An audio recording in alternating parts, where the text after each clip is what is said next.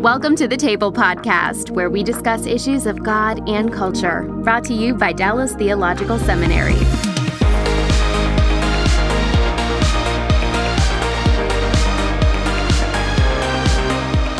Welcome to the Table. We discuss issues of God and culture. I'm Darrell, Bock, Executive Director for Cultural Engagement at Dallas Theological Seminary and the Hendricks Center there. And our topic today is sociology, and our guest is Samuel Perry, who is Associate Professor for Sociology at the University of Oklahoma, so Sooner. And he's also affiliated with the Religious Studies Department there. How long have you been at OU? This is my 8th year at OU. This was my first academic job out of grad school. Okay, and where did you do your grad work? So I went to Dallas Theological Seminary from 2005 to 2008, and then I went to the University of Chicago, where I finished with my master's and PhD. Oh wow, good old Chicago, where the where the weather in the winter is really exciting. Yeah, I'm at Wheaton up 3 times a year for board meetings, and when we come to the February board visits, and my wife says, "What should I pack?" I go, single digits. Especially around this time of year, it's pretty exactly bitter right. That's So right. Anyway, we really appreciate you taking the time to be with us, and we're going to walk into the area of sociology and how it can help us kind of see and understand the world around us. Sure. So let me start with what is a traditional question for anyone who's a first-time guest, and that is, what's a nice guy like you doing in a gig like this? How did you get, I guess, from seminary to sociology? It actually has a rhetorical ring to it. Yeah. So, actually, it was the seminary's influence. I was not a strong student in an undergrad. I was a B student, and I wasn't a Christian before I came into college. Went to the only college that would accept me, became a Christian in college, and was discipled through that, and only through that became a halfway decent student. Got into seminary and realized that I actually really enjoy academics. I love research and I love writing. And I think, like many, I also saw that, and this is part of seminary's role, is discerning calling and figuring out what you're supposed to do and how you can contribute. And I quickly discovered that I think I'm too much of an introvert and I don't have the right skill set or personality to be a vocational pastor.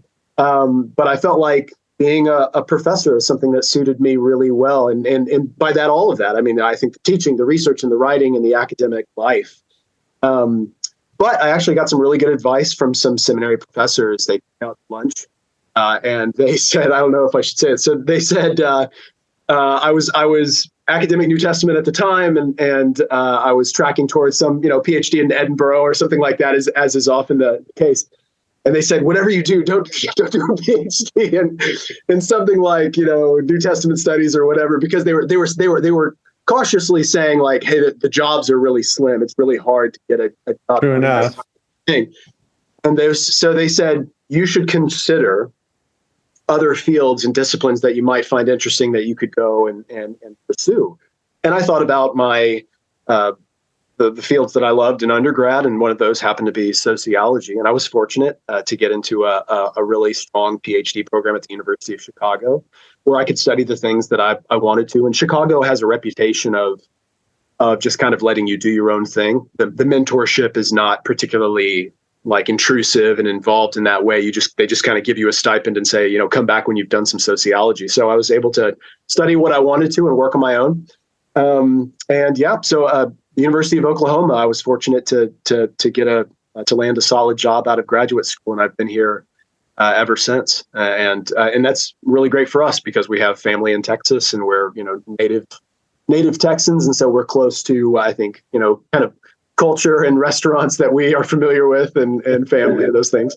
Fair enough. So let's talk a little bit about your time at Chicago, because I'm interested. Did American programs vary? Some of them are just dissertation. Some of them are a little bit of classroom work and dissertation. So what kind of a program did Chicago have?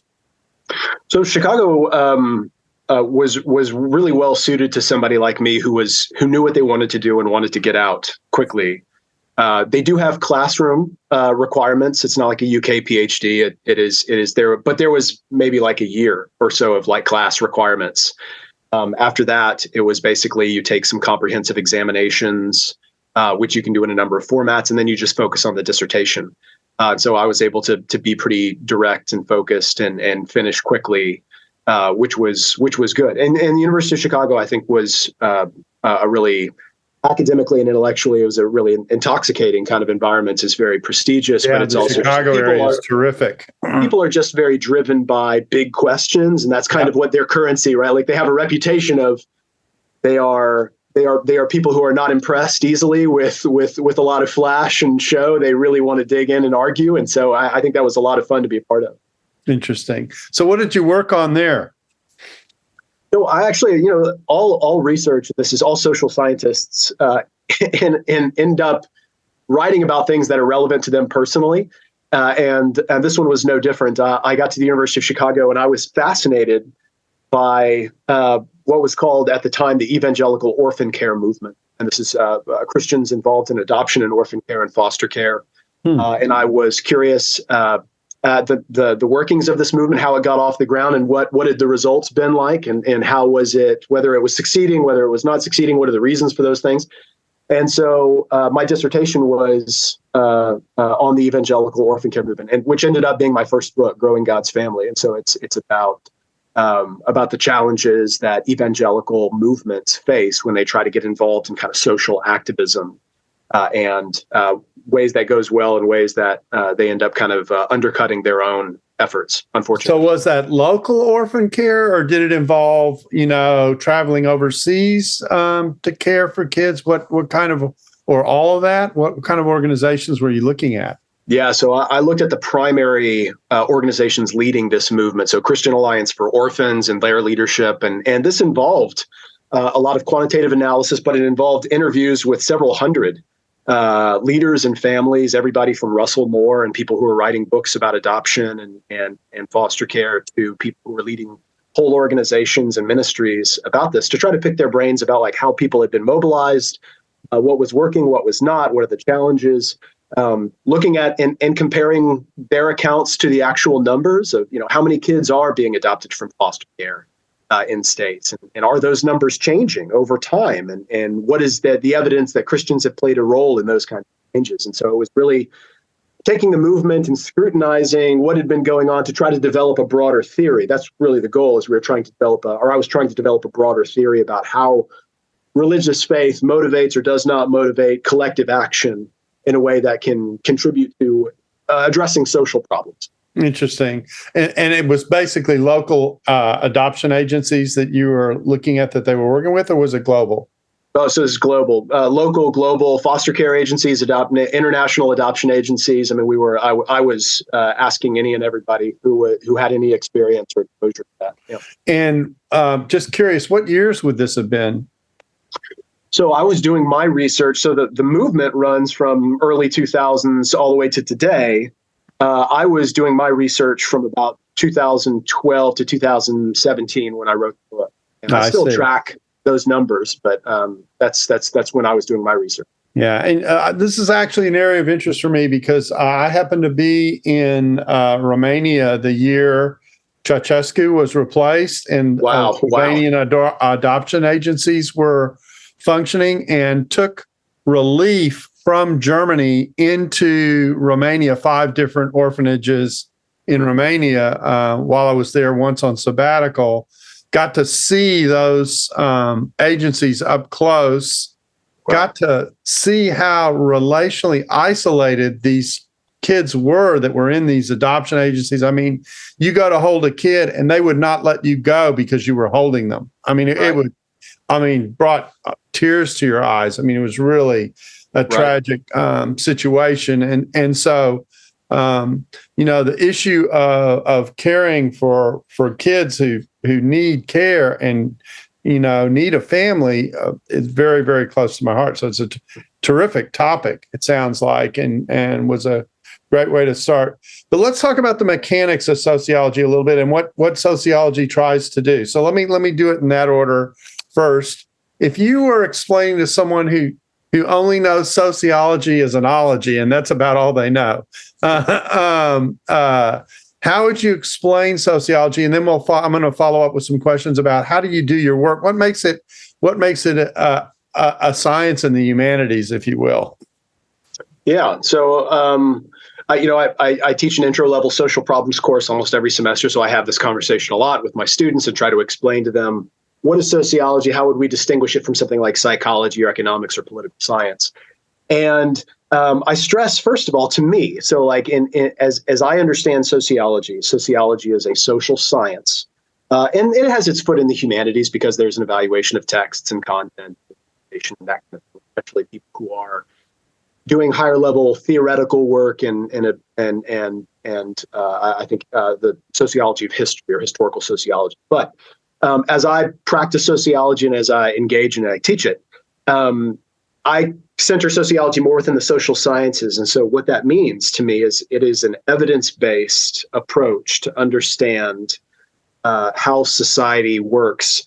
And why I say society there is because sociology as a discipline distinguishes people in groups from people in isolation, right? Like, so psychology would be a social science that is an evidence-based way to understand, say the influences of things like personality and cognitive development and stages of life, and the influence perhaps of the social on the individual. But sociology is far more interested in when people get together, like Emile Durkheim taught, that social groups, society is a reality sui generis, right? Like it is of its own. It is its own thing. It becomes its unique, a unique thing that is worth studying on its own, not just as individuals aggregated, but as its own a kind of way of behaving. And so sociology is a social science that aims to, at its best, to be an evidence-based, data-driven approach to understanding how social groups act and work. How they organize themselves and arrange themselves, and all of the things that come as a consequence. Now, this raises a whole series of questions, and I'll deal with the evidence side in a second. I want to pursue the social science part of this. And sure. One thing that strikes me is that in our culture, for most people, they think very individualistically. They don't think about the nature of groups, group impact, group culture. Actually, I would call it group cultures, that what we have are cultures that rub against each other in our world. And so the nature of pluralism is the plural. And so so in thinking about how that works, just wrestling with things that people might not normally think about, and they certainly don't think about it, I think, in terms of, you mean there's evidence behind this? I mean, we can actually study it. And so talk about what it takes to do a sociological study. What goes into that? Yeah. So one of the things I appreciate about sociology in particular is it is a really eclectic discipline, and that we pull from a variety of different methods or approaches. So it's not like economics. Economics is like a purely quantitative. The way it's practiced is purely quantitative, like discipline that is looking at everything from administrative data to survey data to experiments. Psychologists use quantitative data primarily, as do most political scientists. Sociology integrates really a lot of qualitative data analysis that could involve interviews with people, like I did for my dissertation, or participant observation, where you're actually going and observing and taking notes and going along with like what the group is doing to try to gather data with how that culture works and what meanings are salient within that context and how people mean certain words and movements and rituals. And then you've got also the same kind of quantitative data that you would use as in the political sciences or psychology or something like that. So I use large national data sets that we partner and pay. We get grant money to pay surveying firms like YouGov or whoever to fund large national surveys. Some of them follow people over a certain amount of time. We call those panel studies. So like we are actually asking the same people the same questions over time to see how they change. So is that a longitudinal study? Is that what that's sometimes called? Yeah, that there would be a longitudinal panel study, right? Okay. So like we're doing that. So we're looking at surveys. We would also, though, look at administrative data, and I run with my graduate students, I run survey experiments to see how exposing a group to a certain treatment or a reading or a condition will actually change their minds or perspectives or get a different response based on, I think, social cues. So we are eclectic in that way. So just to simplify, the quantitative stuff is like the survey that would go out and you just fill it out with answers to questions, and they're usually options that are given to you, and it's called quantitative because you're surveying a vast amount of people, but you're not digging in. All that you get is the answer that you provide in the survey. That's right. A qualitative survey actually involves some interviewing and some in-depth follow-up. They're harder to do and much more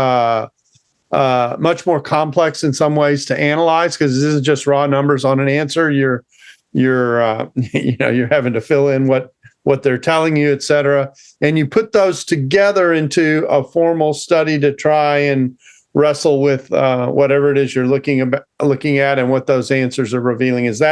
That's a really quick and dirty summary. And then if you do it longitudinally, you're doing that over time. So you're looking at someone at the beginning, that's right, through a period of time until whatever you wrap it up, and et cetera. And sometimes those longitudinal studies can go for decades, right? Right. And those are expensive studies, and those are labor intensive, but they are so rich in terms of the payoff, right? Like what they can actually tell us about how people's lives change and the kinds of situations and circumstance that lead to those changes. I mean, the data that we get from those is super valuable. But the best kind of sociology, in my opinion, and this is what I aim for in my own research, is a combination of qualitative and quantitative. It quantitative because it provides that generalizability, right? Like those large numbers, the representative samples that I can draw conclusions from, but also it provides that depth that you were talking about, richness of qualitative data that allows for follow-up questions and really dig into what did you mean there, and elaborate on that and talk to me about your story, and it allows what we call triangulation, where we can triangulate that data to really zero in on exactly the answer we're feeling like it's data are telling us. So generally speaking, when you do this, do you do your quantitative stuff first to kind of surface what you want to go after, and then your qualitative after, or do they run side by side, or does it depend? Well, that's a good question. Oftentimes they end up running side by side. I mean, I think in a perfect world, I think you would do your qualitative work, I think, first, so that you can figure out what questions you're supposed to be asking in your quantitative data, right? Like oftentimes your quantitative data, like your survey questions, you only get one shot at those. I mean, you're paying a lot of money to send this out and hopefully ask these questions of a lot of people. They're very expensive if they're done well. But qualitative work allows you to understand, okay, what are the important questions here, and what should I be asking? And so things that it helps you develop theories that you'd actually like to test with that quantitative data, to be able to, I think, come up with answers that are satisfying and, I think, backed by the evidence. Yeah, I've been involved because of my work with chosen people in a variety of surveys that, first design the questions and then go through on a quantitative level on, how people feel about Israel and the Middle East and some of those kinds of questions. What do they think about Jewish people and Muslims and Palestinians and Arabs? And then the one thing we haven't been able to do with that because of the time and expense involved is to actually sit down and face-to-face interview in depth, the group of people that we're dealing with. So we're only on the quantitative side of things and doing the work that we've done. But we're actually working on here at the center, planning a study on doubt for young students in non-Christian university contexts, in which we hope to combine qualitative and quantitative analysis to figure out what generates the doubts, and also, more importantly, how ministries that come alongside students attempt to minister to those doubts and what's effective and what isn't. Right. Right. And to sort through that layer of reflection in a way to help people think through, when are they doing something that's beneficial and when they might be spinning their wheels. Right. Right. And I think this is actually a great, I think, segue into, I think, some important distinctions between sociology as a method, which I think it sounds like you guys are engaging in, I think, what is a very familiar sociological analysis and approach to understanding those issues that you're talking about, whether it's prejudice against Jewish people or it's doubt in the ways those things are generated among young people, versus what a lot of people, I think, mistakenly consider sociology, which is some kind of like, I think, unfortunately can be like a discipline that kind of, masquerades as social science, but is really more kind of like ideologically driven activism toward a certain goal. And I get that question a lot, and I try to dispel it whenever I can, that it doesn't have to be that. That is a way a lot of people who self-select into sociology kind of take their skill set. But that is not, I think, that where the discipline has to be necessarily, or where certain practitioners would have to end up. Yeah, I actually think that's a pretty important point, because I think that a lot of people think that if you're in the social sciences or if you're even in the humanities in a larger kind of way, that there certainly can be ideological drivers, but there don't have to be ideological drivers in that kind of a sense. And you can deal with what it is that you find in the material that you're wrestling with. And what I mean by that is that you can take a look at the factors that people themselves are actually dealing with. And I mean, we all come with perspectives. I'm not trying to shed that, but right, exactly. Yeah, but I am trying to say that there is a way to do the work that actually is trying to make a good faith effort to understand what's going on. Yes, exactly. Right. And I think, Peter Berger, I'm sure you're familiar with Peter Berger's work in The Sacred Canopy, but also he wrote I think a really foundational book that was foundational for me getting into sociology as a discipline that I'd like to pursue. And this is Invitation to Sociology. And one of the things that he talks about in that book is, and really early on in the book, is that, the methods of sociology are really agnostic in terms of, and I don't mean agnostic in a spiritual sense. I just mean ideologically, they could be used for anything, because it really is just an evidence data-driven way to understand social groups and the intersection of history and identity and, your own kind of social experience, rather than something that has to be driven by some kind of political or ideological viewpoint or another, right? We all come with priors, but it doesn't have to be so infected with that. And in fact, one of the challenges doing good sociology is figuring out how to actually word your surveys so that they don't skew the results by the way you ask the question, that kind of thing. Right. Exactly. Yeah. So you did this one on orphanages. What other kinds of sociological work have you done? So my second book was, and actually I've done a lot of work on this, which on people of faith and their experiences with pornography. Mm-hmm. And this was my book, Addicted to Lust. What I do is it's qualitative and quantitative, and what I do is we found that, and this is my co-authors and I, and over time we found that pornography use tends to be associated in all of the expected ways with things like unhappiness and marital struggles and relationship struggles, right? So people who look at pornography more are more likely to say their marriage is unhappy, more likely to say that they themselves are unhappy. Now, it's always difficult to disentangle what causes what there, right? Like, so is somebody unhappy and therefore they look at pornography, or did the pornography make them unhappy? Is somebody in an unhappy marriage, so they run to pornography, or did the pornography make their marriage unhappy? In reality, it's probably some of both. But one of the things that we found is that whatever the negative consequences of pornography use, it seems to influence people of faith more. It's way worse. Like their marriages are worse off, their personal happiness is worse off when they're looking at pornography. And so one of the things that I was talking about in Addicted to Lust, and this is a theory of moral incongruence that we've developed with clinical psychologists, and I'm very eclectic in who I work with. So I partner with a lot of clinical psychologists and political scientists. And one of the things we wrote about, and that I wrote about in this book, was the connection between our own culture within, say, evangelical culture, and our inability to talk about, say, pornography use in a way that is constructive and healthy, either as couples or within the church, and how that contributes to shame and isolation, and really a way that elevates pornography use to such a heinous and unforgivable sin that we have a difficult time breaking out of that pattern in our lives, either in our romantic relationships or in our personal struggles. And so one of the things I was talking about in that book, it was published in 2019. One of the things I was talking about is what would be a better way forward for the church in light of the fact that, evangelical Christians are the least likely to look at pornography, but they're the most likely to say that they feel addicted to pornography, that they feel overwhelmed or overcome or depressed because of pornography, or that they hide their pornography from others. That shouldn't be, right? Like that should be according to our own kind of expectations of how the church is supposed to work and relationships should work.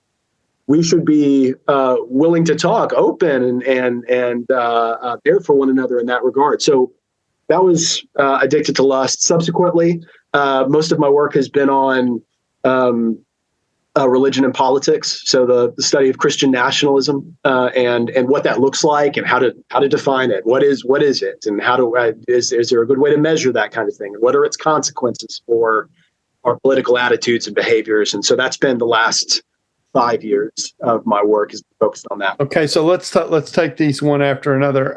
It's interesting that you did this analysis on pornography, and then turned around and began to wrestle with what the solutions might be, which raises an interesting question for me about sociology and how it works. Because I think for a lot of people, if they do know something about sociology, they tend to say, well, they're just analyzing the nature and causes of where we are. And the issue of how do you deal with this, I guess this is the way to ask the question. Is the question how you deal with what you find a part of sociology, or is that kind of the addendum that comes out of it where you're trying to get reflective on what it is that you're seeing?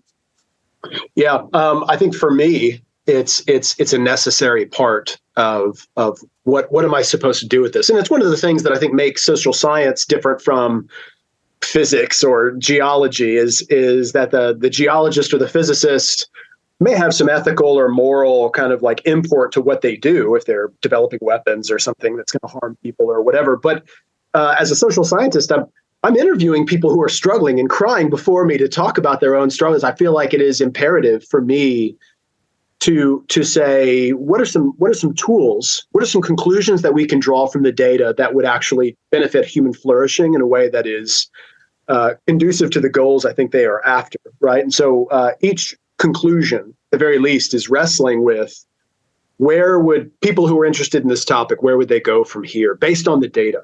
And I think this is something that Max Weber. So Max Weber's, eminent sociologist talked about. We have the term the Protestant ethic, right? Like this idea like comes from Weber, but he wrote a lot about ethics and research and objectivity.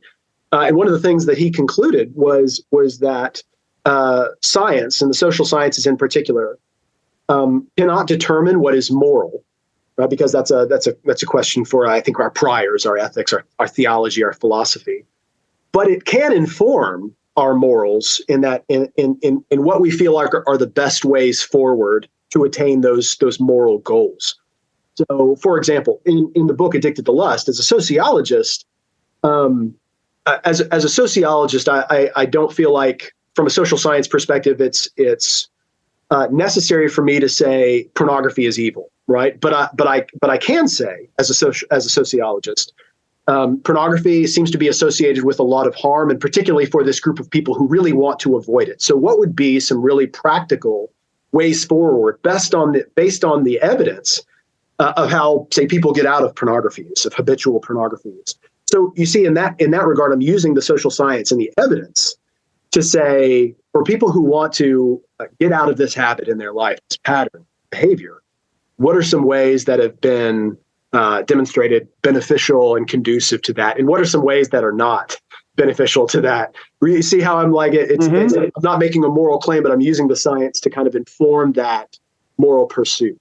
So you used a phrase earlier that I think is also important in this conversation, in this kind of conversation, and that's the phrase "human flourishing." And you're studying to see both what is, and I guess beginning to raise questions about how it could be better. And that seems to me to be an area where, if I can say it this way, faith and social science could work together to raise and wrestle with those kinds of questions. Right, absolutely. In the same way that faith and the medical sciences should work together, right? Like exactly.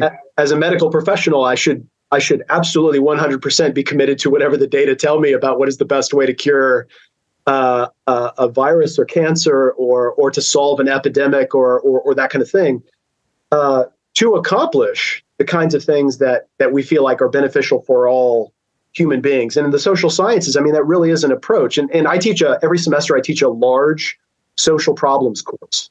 And in that social problems course, I tell students from the very beginning that this is not going to be like an ideology course or an activist course. This is a course on what does the data tell us are the reason behind we have the reproduction of, say, poverty, generational poverty in this country, or generational racial inequality, or those kinds of things. What are the sources of that?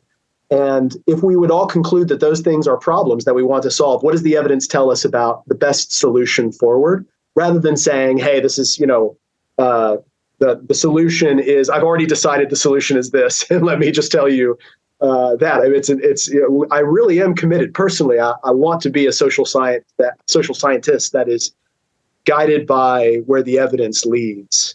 And in a professional capacity, offer solutions to a world that says, how do we learn about this a little bit? Yeah, I find one of the things and the reason I think sociology is so, one, fascinating and two, valuable, is because it probes these corporate structures in ways that, generally speaking, people don't pay attention to. They react to, right, but they may not pay attention to it. And those are two different things. And so sometimes I find myself, I sometimes get asked the question about the nature of certain structures and whether they're operating in our society in certain ways. I mean, you get into discussions about whether something is systemic or not, that kind of thing. And the only way to know that, it seems to me, is to actually take a pretty close cross-sectional look at the space and see what's going on. Right. Right. And that requires, and so this is where I think the science part of this comes in. Because we are human beings and all of us have biases and blind spots. It is the reason that we invite accountability when we're a part of a translation committee for a Bible.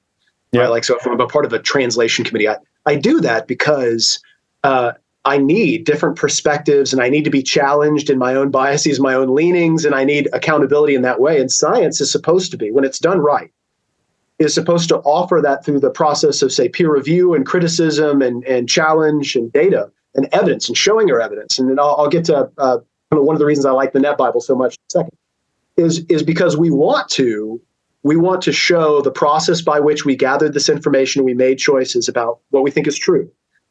And we did that within a context of accountability, so that we feel like this is moving us forward now in a conversation about what can be known. I think these are really important. And so society and decisions that we make about policy and about how society works need to be, I think, developed within that same context, rather with just kind of a priori assumptions. They need to be guided by what the best evidence suggests is good practice and effective.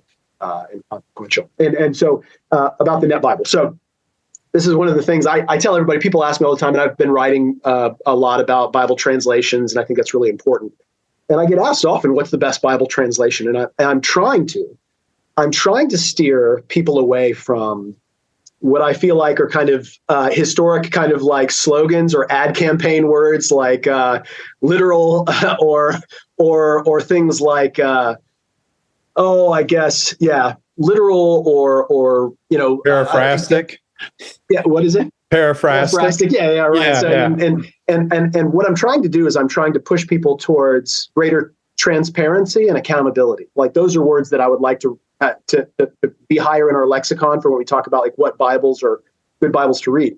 One of the things I really value about the Net Bible is because I think it gets as close as possible to what we would consider kind of like the open science understanding of like how we come about like our decisions. Like there's accountability there. There is a transparency there in how decisions were made. Whether or not I think, Romans 3:23 is translated in that objective or subjective genitive, like whether they got it right.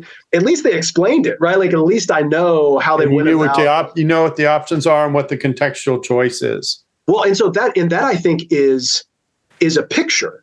Right. If anybody who appreciates that about the Net Bible should appreciate what I'm talking about with a social science perspective, is that we are transparent about the methods that we used, and we're accountable to our peers and to everybody else to say, this is how we drew our conclusions. Show me the bias, right? And if there is no bias, then which is our goal, we use that to be able to draw conclusions about what the data say. Okay, so we got time for your third you kind of giving us three studies here, the Christian nationalism stuff. What I guess the first question is, what drove you to go study this particular topic? In all honesty, we backed up into this subject as something that we were playing with the data. Back in like 2013, we were looking at several surveys and surveys that asked questions about how Americans thought about whether or not America should be considered, whether the government should declare us a Christian nation, whether like we should institutionalize our kind of Christian identity as a nation. And we looked at how that was corresponding to various attitudes, and we found that, wow, this really tracks with a lot of what we would consider pretty reactionary or far right political attitudes. I mean, these were not just kind of like I value faith or religion, or I value pro-life kind of things, even though those things are correlated. We have shown within the last, I think, 10 years of studying this thing that Christian nationalism as an ideology is associated with things like authoritarian control, support for authoritarian control. For example, any means necessary policing, that the police should be able to use any means necessary to enforce law and order, or things like torture, voter suppression, like things that we would hopefully agree that, those things do not contribute to a thriving, stable, liberal democracy. And subsequently, we collected a lot of data post, say, January 6th. So Christian nationalist ideology tracked very closely with, say, like absolving anybody there of any blame for anything, that saying it was a good thing, that actually it was like that was something positive that we ought to see more of. So all of these things. So what we're ultimately getting at is that I think the evidence would suggest that this isn't about, and we've never been against, never been against Christians voting their values and living out their faith in the public sphere. I think that is something that is not only a good thing, but inevitable, right? Like we could even ask people to suspend their faith at the door in politics. Like all of those things are so closely connected. But it becomes a more complicated question when we're talking about whether or not we institutionalize Christian privilege in the public sector so that we actually, say, disenfranchise people who are not Christians, or that we actually take away privileges, or so that we actually create a hierarchy in which Christians are at the top systematically and everybody else are at the bottom. And you actually have several books now that are arguing for this very thing, right? So like within the past 6 months, there have been 2 books written using Christian nationalism as a name, saying that essentially we ought to create a situation, a new context in which only Christians would be able to hold public office, that only Christians would be able to have a leading role in determining the kind of nation that we should be. Now, I'm not sure who's listening to this podcast, but I feel like that is me personally, in the way I consider my own Christian values. I feel like that's, as an American, I feel like that's antithetical to the Constitution, but it is also un-Christian in the sense that it would require coercion in a way that I feel like is unhelpful. So we've been trying to, in our writing about Christian nationalism, analyze the data to draw out what do the data tell us about where this kind of belief could lead us, and what are some ways that we need to approach this in a healthy way so that we can actually have conversations who are people of faith, interested in voting their values, and a growing percentage of the population who is not interested in that, and how these two work together to solve problems. Interesting. Well, man, that sounds like it's almost a topic in and of itself. And it's a whole can of worms, I know. Yeah. And it isn't like we haven't been there in these conversations, but Sam, I just want to thank you for taking the time to kind of walk us through this and give us some samples of what it looks like and how sociology goes about what it does. This is very, very valuable. I know that we are constantly at the center as we work in these spaces where faith and pluralism and options are on the table. We're constantly wrestling with and utilizing material and statistics that really have emerged out of the sociological space. It's an important discipline for us. I mean, anyone who's heard the name Barna or Pew or whatever, knows how Lifeway's another one, knows how this kind of data and the work that it takes to get there, which some people don't appreciate, how much work it takes to actually, surface this kind of material, and how it does help us look at particularly corporate spaces in ways that otherwise we might miss. So, so it's just, I guess that's a nice way of thanking you for, one, your time, and two, your commitment to a discipline that actually does, I think, serve us when done well. It serves us very well and helps us out in terms of the way we see the world around us. Yeah, thank you. I appreciate that, and I will say, I think that it's a large discipline, and people can kind of take disciplines in different directions. But I think sociology, at its best, can, when done right, like you said, I think can offer something that benefits the church and benefits all of us, hopefully. Well, thank you for being with us. We really appreciate it, and we thank you for joining us at the table. Hope you'll join us again soon. If you want to see other podcasts, take a look at voice.dts.edu/table podcast, and we hope you'll join us again soon. Thanks for listening to the Table Podcast. Dallas Theological Seminary. Teach truth, love well.